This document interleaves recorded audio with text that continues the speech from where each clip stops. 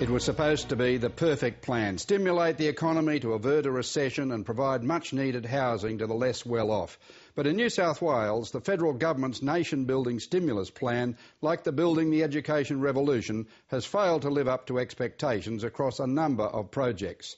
In 2009, the New South Wales Department of Housing was provided with almost $2 billion to build hundreds of affordable social housing projects.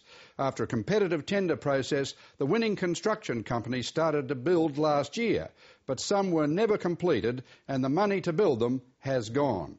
Caro Meldrum Hanna reports on what went wrong for one of these companies. I feel as if my heart's sunk, you know. 1 minute something's there and it's in your grasp and you felt so happy. Now, no. I feel as if we're never ever going to get there. It wasn't meant to be like this for 64-year-old Pauline Sate and her husband David. In December, they were due to move out of their public housing home of 32 years here in the southern Wollongong suburb of Dapto and into a new housing project purpose-built for the elderly. And that's our lovely little unit. I mean, 4 months later and we're still here. What's it like living like this, surrounded by boxes? Oh, Christ. I just open the door and I look at it and I close it quick because I think they're never going to move. It's frustrating. Needing stuff and finding that it's packed. The Sates were supposed to be the beneficiaries of the federal government's economic stimulus package. Instead, they've become victims of a multi-million-dollar disaster. A disaster overseen by the New South Wales Labor government and administered by Housing New South Wales that's just starting to unravel across the state. I think we've inherited worse than a mess. This is absolute incompetence. In 2009, the federal government gave New South Wales Labor $1.9 billion to build more than 6,000 social housing units for the low-income elderly, disabled and homeless. And this is what some of those social housing projects look like today, 8 months after they were originally meant to be completed. Outside one, a group of builders are checking on their old worksite.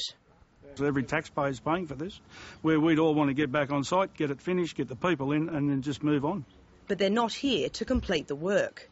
Instead, they're here to make sure no work gets done at all, barricading 2 unfinished work sites in the Illawarra and another in Coffs Harbour until they're paid the monies they're owed. How much are you out of pocket now?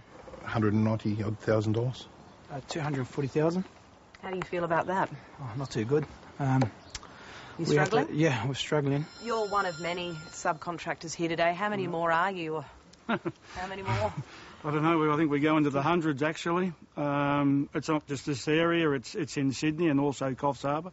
I've spoken to a few of the boys up there and they're all doing it tough, all in the same situation. So. All burnt by Pearl? All burnt by Pearl. These building subcontractors are among hundreds of creditors left more than $11 million out of pocket when the small building company they were working for, Pearl Proprietary Limited in Sydney, went bust in January. Although nothing more than office and shop fitters prior to getting the contracts with the government, I mean, that in itself should have warned the Department of Housing that they were not a fit company. They've never built anything from the ground up.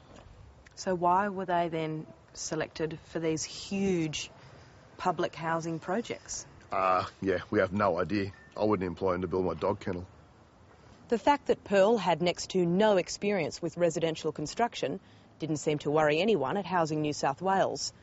1 year ago, it awarded Pearl with 8 projects worth millions of dollars, 3 in the Illawarra, including one behind me, 3 in Coffs Harbour and 2 in Singleton.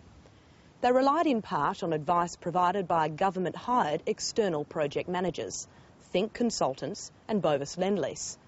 Their role was to analyse the competing tender companies and ensure works were being done correctly on site.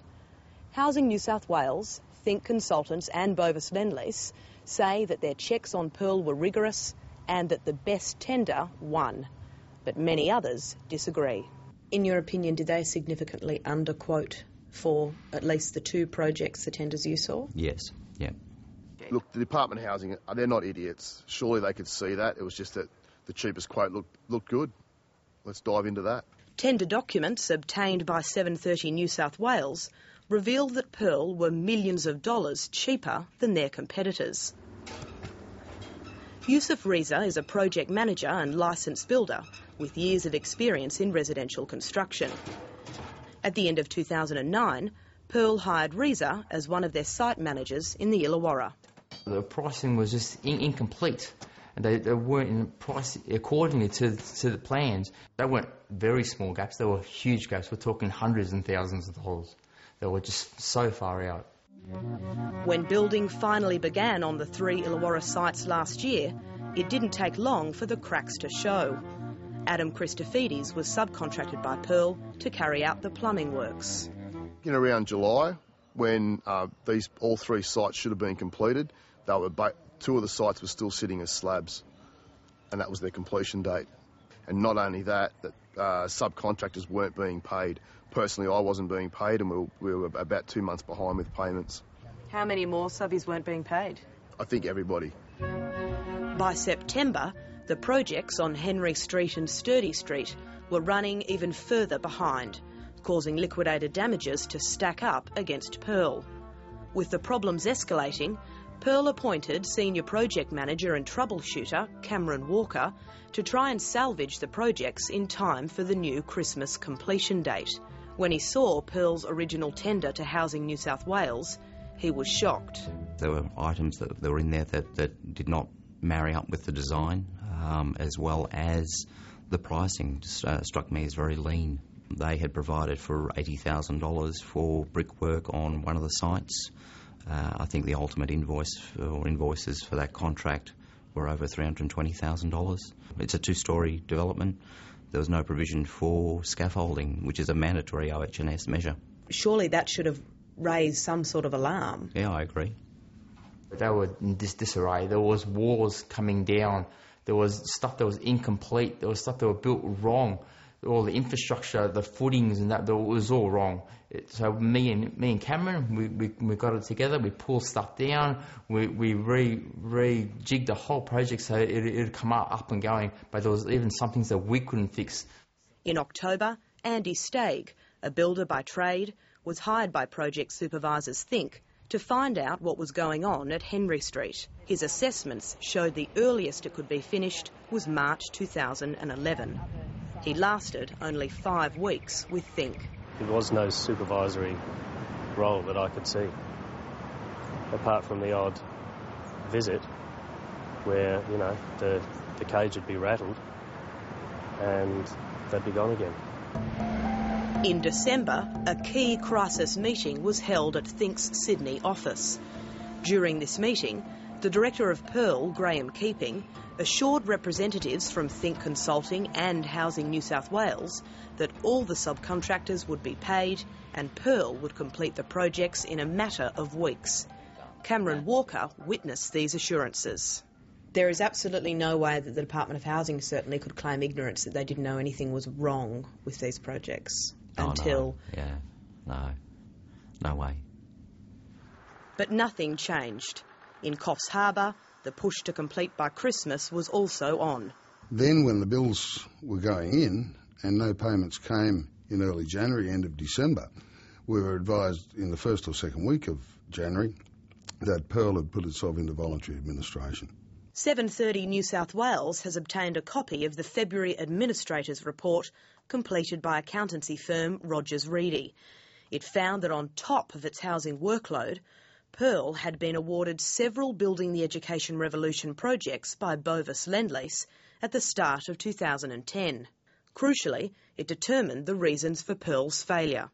Underquoting of contracts and failure to manage growth. Most damning of all, it found that Pearl's directors, Graham Keeping and Norman Herforth, should have suspected the insolvency of the company when they were trading towards the end of 2010. I believe there are grounds for a claim against the directors for trading the company whilst insolvent.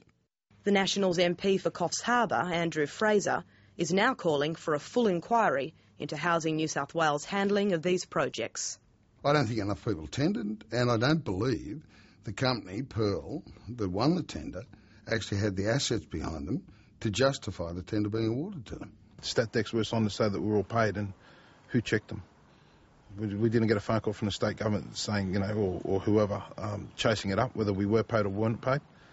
And, you know, at the end of the day, when they did fault, you know, the state government want nothing to do with us. Housing New South Wales, Think Consultants and the directors of Pearl have all declined to be interviewed by 7:30 New South Wales. Pearl isn't the only casualty of the Labor government's economic stimulus projects.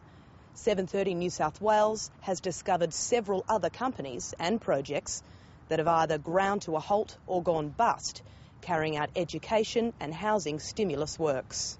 It started with Project Kendall and Nebax Constructions in December, quickly followed by Pearl at the start of January, then Maintech in February. Since then, projects being built by construction companies ResiBuild Solutions and ANI Building and Maintenance have all run into trouble, leaving more subcontractors in debt.